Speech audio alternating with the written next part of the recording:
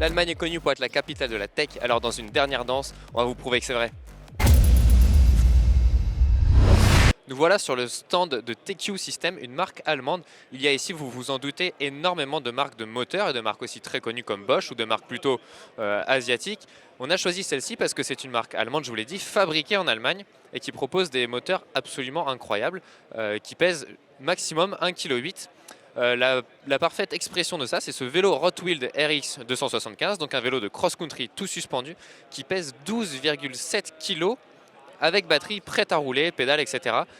C'est vraiment impressionnant. Je pense que mon VTT musculaire est semi-rigide et plus lourd que ça. Donc même si évidemment il est particulièrement bien équipé, je pense que c'est quand même une belle performance d'arriver à ce poids-là avec un moteur électrique et surtout des autonomies qui sont relativement conséquentes. Il y a plusieurs batteries différentes selon l'autonomie, aussi une batterie secondaire mais qui est déjà plus conséquente que la plupart des batteries à l'intérieur. Donc vous pouvez aller vite et loin en étant léger avec des vélos qui ressemblent vraiment comme de gouttes d'eau à des vélos musculaires. On va de l'autre côté parce que ce qui est intéressant aussi, c'est qu'il nous explique comment c'est fait à l'intérieur du moteur et à l'intérieur du vélo.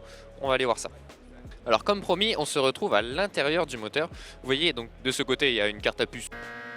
Gérer le moteur, c'est pas particulièrement impressionnant. Et ici, vous avez tous les engrenages qui vont avec la roue ici. Vous voyez, hop, transmettre toute la puissance du moteur au pédalage. La sensation est garantie naturelle. Il n'y a pas d'à-coup, il n'y a pas de... Voilà, c'est comme si vous aviez tout simplement plus de puissance que d'habitude. Et c'est assez rare de voir l'intérieur du moteur. Et on verra sur les vélos d'à côté qu'en fait, une fois tout replié, on dirait juste un gros boîtier de pédalier. Et voici l'intérieur côté batterie et câblage. Alors comme promis, le moteur, vous voyez, ne dépasse pas du cadre. C'est vraiment comme un boîtier de pédalier, je vous l'ai dit. Ici, on a la batterie, tous les câblages avec l'ordinateur, votre interface de contrôle. On voit qu'il y a une tige de sel télescopique avec la batterie du groupe qui vient ici sans gêner le fonctionnement de la suspension ou du moteur.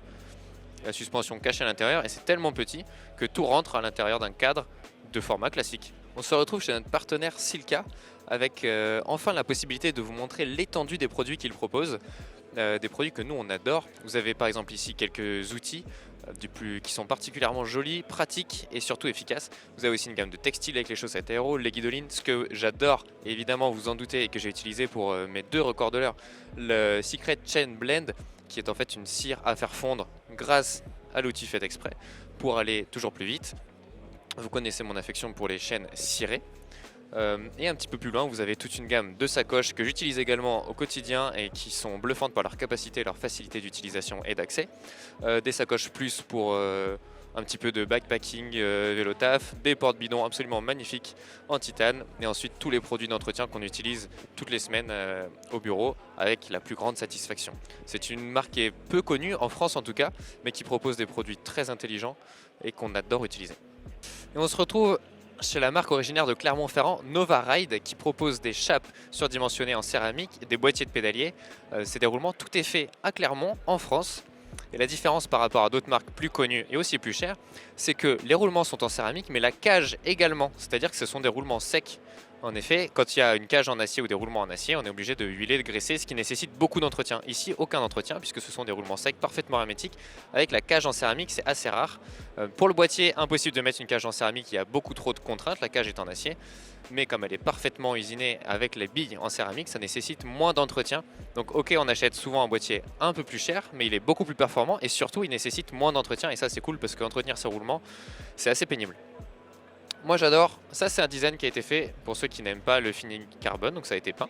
Moi j'adore celui-ci, le Mondrian, ça irait parfaitement avec un autre vélo d'une marque française, un Look. Voilà, c'est vraiment un design que j'adore. Et le nouveau produit qui va voir le jour, qui est encore en phase de test avec les professionnels et qui sera commercialisé sans doute en début d'année prochaine, c'est ça. C'est absolument massif, destiné évidemment pour améliorer l'aérodynamisme.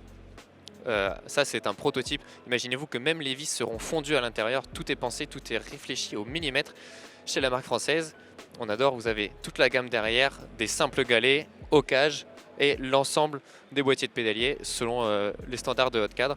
C'est vraiment des produits de haute qualité, tout fait en France et on va se faire un petit jeu. J'ai fait ça en arrivant sur le stand, j'ai attendu un moment. On va voir, je pense qu'on va couper avant sinon ça va être beaucoup trop long.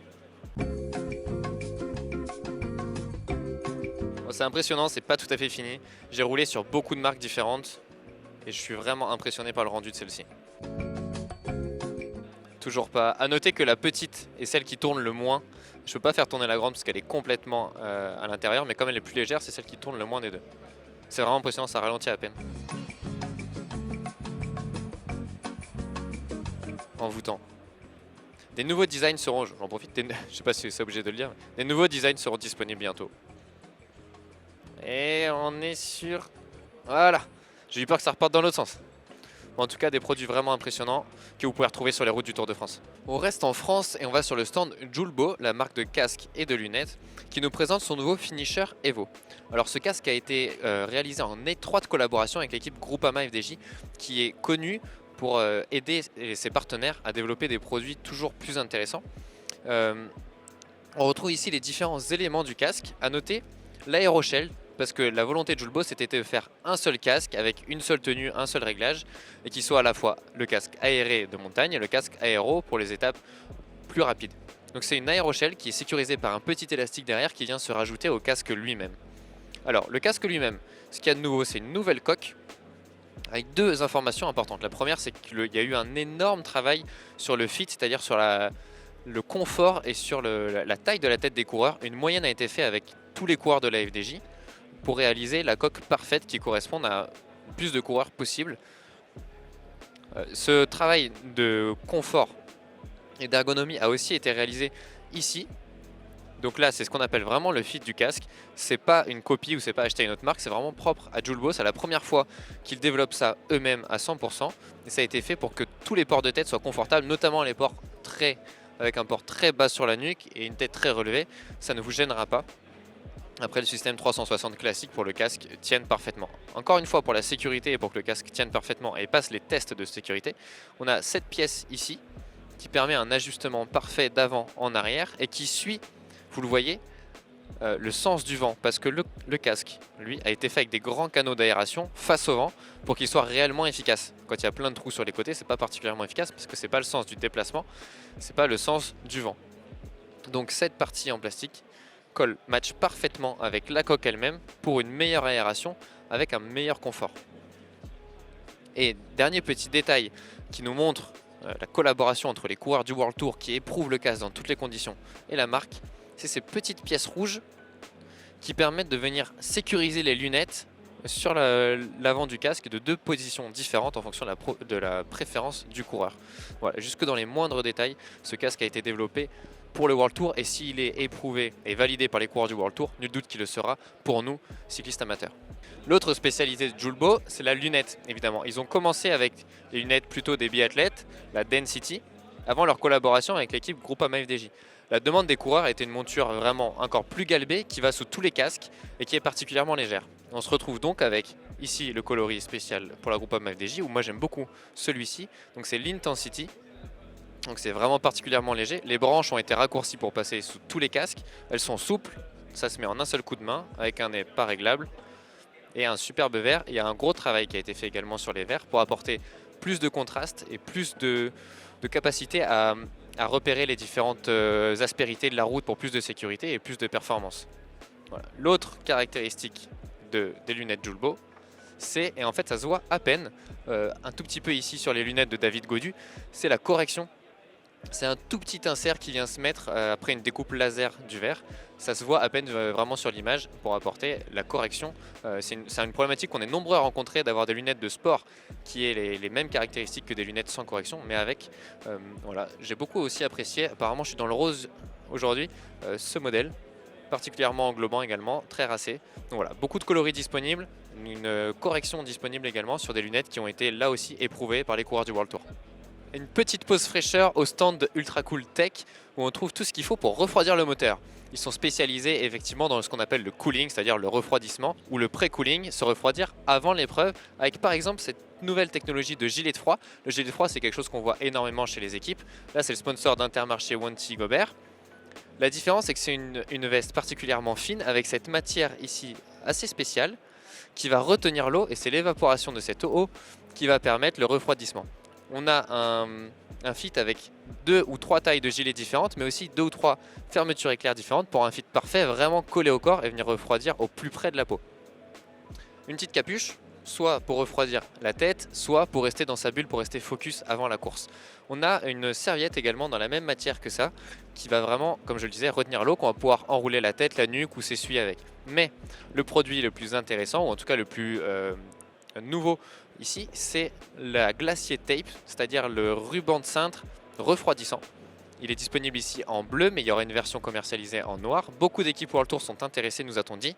Le principe est tout simplement, voilà, de ce côté, j'ai une guidoline noire classique, et ici j'ai la guidoline, la Glacier Tape, qui nous permet en fait d'absorber l'eau. C'est toujours la même matière, qui va permettre un refroidissement et donc un effet fraîcheur directement au point de contact. La caméra thermique nous montre que la température diminue.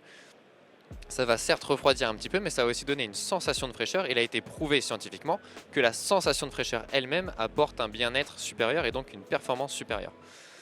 Voilà. Dernier détail intéressant, cette veste de froid vient avec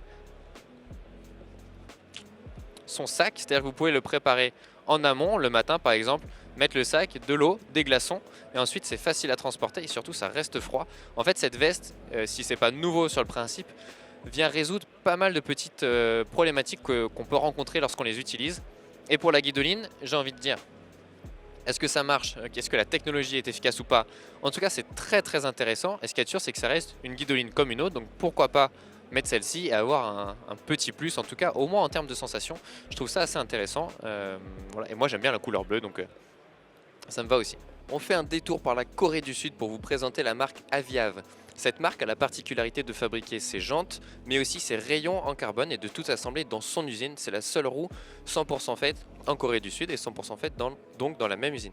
Ici, je suis avec le nouveau modèle Aldo 2, qui est une évolution du modèle précédent évidemment, et qui a la particularité de présenter un profil en vague. C'est quelque chose qu'on retrouve notamment sur Zip au Princeton Work par exemple, sauf que celui-ci est légèrement différent puisqu'en fait il se situe au milieu de la jante. Vous voyez ici au niveau des têtes de rayon, la jante est classique et c'est un petit peu plus haut qu'on retrouve ce profil en vague, évidemment pour apporter une meilleure aérodynamisme et surtout une meilleure stabilité vent de côté, mais ça permet aussi de réduire la matière en augmentant la rigidité et en baissant légèrement le poids, en créant du coup moins de matière dans le creux de la vague finalement. A noter également donc ces splendides rayons, on l'a dit, fabriqués dans l'usine. C'est des rayons plats en carbone, donc d'un point de vue technologique c'est relativement dur à faire et ils le maîtrisent à la perfection. Et surtout ce que j'aime beaucoup, le petit détail, c'est les têtes de rayons noyées dans la jante. Non seulement ça a un avantage aérodynamique, mais surtout je trouve que ça fait une roue beaucoup plus nette, beaucoup plus lisse à voir. J'aime beaucoup le rendu que ça fait aussi d'un point de vue esthétique, pas seulement d'un point de vue aérodynamisme. A noter encore évidemment tubeless ready, c'est la tendance, pas de hookless, et surtout celle-ci c'est une édition spéciale avec ce design qui a été entièrement réalisé à la main. Donc en fait on vient avec une petite pince à épiler avec beaucoup de précision mettre chaque petit détail. C'est un art ancestral coréen, donc voilà, cette roue est vraiment l'alliance de la tradition et de l'art coréen avec sa grande maîtrise technologique, et ça fait surtout une roue qui est magnifique. Dans sa version de série, elle pèse seulement 1295 grammes dans cette hauteur. Pour des roues à disque tubeless, on est vraiment sur un poids très très raisonnable et même carrément performant. Voilà, je vous laisse regarder cette belle paire de roues de la marque Aviav. On a aussi sur le stand des roues un petit peu plus classiques, encore plus légères avec la gamme Aeon, et aussi beaucoup plus aérodynamiques avec la roue pleine et les roues à bâton à disque TT, les roues à bâton EXA, etc. Toute une gamme de hauteur de jante, tout fait dans l'usine en Corée du Sud. Et nous voilà sur le stand de la marque italienne Q36.5. L'Italie rime avec vélo et avec fashion et mode. On a ici des éditions spéciales pour Vincenzo Nibali, le requin de Messine, d'où le Shark, voilà, qui a été fait en collaboration avec la marque. Parfait pour cet été, ce blanc sera vraiment bien pour les journées les plus chaudes. Ici c'est un modèle Ocean qui rappelle donc le requin dans son élément. Il y en a plein d'autres disponibles que je vous invite à aller vérifier parce que moi j'aime beaucoup leur design et j'aimais beaucoup Vincenzo, donc je suis ravi qu'il y ait des éditions spéciales en son honneur. On prépare l'hiver avec la collection automne-hiver donc de la marque, et surtout des choses intéressantes. La première c'est que tous les tissus sont fabriqués, y compris la matière est fabriquée en Italie et évidemment ensuite cousus toujours en Italie. Donc c'est assez rare dans le milieu du textile et c'est pour ça que je voulais vous en parler. On a ici une matière assez spéciale puisque c'est un mélange de mèche et assez classique pour évacuer l'humidité et de laine mérino aussi excellent pour évacuer l'humidité mais surtout pour garder la chaleur. Et donc ce maillage un petit peu en nid d'abeille euh, et, euh, annonce une meilleure régulation thermique et une meilleure régulation de l'humidité avec des doublures, évidemment un col étanche, tout est coupé au laser, cousu avec soin. C'est vraiment pas mal. Ça donnerait presque envie d'aller rouler sous le froid et vu la quantité qu'on en a eu cette année de froid et de pluie, on est sensible à ces gammes-là. J'aime beaucoup cette veste sans manches, toujours avec une matière coupe-vent, renforcée aux endroits adéquats, toujours made in Italy et ça c'est cool. Toujours découpé au laser pour plus de confort. Et alors une technologie qu'on retrouve sur toutes les vestes et tous les vêtements de la gamme, c'est une découpe notamment des poches qui sont aérées et qui sont faites pour que le poids des affaires dedans ne vienne pas gêner, ne vienne pas tirer le tissu trop en arrière et donc gêner au pédalage ou descendre sur les côtés, etc. Ils ont vraiment beaucoup étudié ça, notamment avec les coureurs professionnels de l'équipe Q36.5. Avec un dos sur ce chasuble, un dos aéré pour mieux gérer l'humidité. J'aime beaucoup cette petite veste de mi-saison. Voilà, ça c'est les nouveautés automne-hiver. Et nouveautés dès cet été, peut-être pour aller avec la gamme de Vincenzo, ce cuissard spécifique au gravel parce qu'il est renforcé et parce qu'il a ses poches sur le côté qui plaisent beaucoup à Maxime. Je sais que Maxime, tu adores ça. Donc voilà, on te l'a dégoté, 2 poches de chaque côté, très pratique pour mettre un téléphone, un wrap, une carte, un petit peu de rafraîchissement, quoi que ce soit. Des peaux de chamois propres à la marque, découpé au laser, épuré, toujours fait en Italie, vous l'avez compris, made in Italia, à Bolzano. A savoir que Q36.5 sert de testeur, de test-terrain à certaines usines de textiles qui ensuite vendent leurs textiles à d'autres marques. Par contre, les textiles Q36.5 ont l'exclusivité avec le fabricant, avec les marques italiennes de fabricants de textiles. Donc ceux-là, vous ne les retrouverez que sur cette marque-là, mais ils servent aussi de testeurs pour d'autres marques. Donc c'est pour vous dire la fiabilité des produits. C'est aussi une marque de chaussures. Alors, ici on a la Dottore Clima qui est utilisée par l'équipe professionnelle, qui est en mèche, qui est en tissé, donc on appelle ça knitted en anglais. Ça permet d'épouser parfaitement la forme de la cheville pour plus de confort, plus d'aérodynamisme et plus de légèreté et d'aération. Vous voyez ici, on ne sent pas la chaussure, elle est très légère, 220 grammes. Et avec tous ces petits trous, l'air passe et on a le pied au frais. Des boas low profil évidemment, un renfort sur le talon pour garder la chaussure en place et une semelle très particulière, vous voyez, qui est faite pour apporter du confort dans la torsion, mais de la rigidité dans le sens du pédalage. C'est le modèle utilisé par les professionnels. Évidemment, on a un modèle milieu de gamme, le Gregarious, qui reprend certaines de ses caractéristiques à un tarif plus abordable. Et on a le Gregarious Adventure, qui est nouveau, et c'est le modèle pour le gravel, donc un mélange de knit et de mèche. Elle est très légère pour une chaussure de gravel. Avec, vous voyez, c'est du gravel léger, pas trop engagé. Donc vous pouvez l'utiliser pour plusieurs pratiques. Et à noter que toutes les chaussures, vous le voyez ici en vert, sont dotées des semelles Solestar, un spécialiste italien de la semelle pour apporter plus de confort et un meilleur support de l'arche. Tout ça est très prometteur. Je connaissais très peu cette marque personnellement et j'avoue que le Made in Italy et les technologies qui sont pas disponibles ailleurs m'ont tapé dans l'œil. C'est pour ça que je vous en parle. D'autres produits sont en développement, sous embargo, donc on ne peut pas vous en parler en détail, mais en tout cas il y a d'autres, notamment chaussures, qui arrivent pour l'année prochaine, donc suivez l'actualité de la marque. Et c'est ici que s'achève notre séjour à l'Eurobike. On aurait aimé vous en montrer tellement de plus, il y a énormément de choses à voir, on espère que ça vous a plu, on a sélectionné le meilleur. En tout cas on peut dire que l'Eurobike 2024, c'était le feu.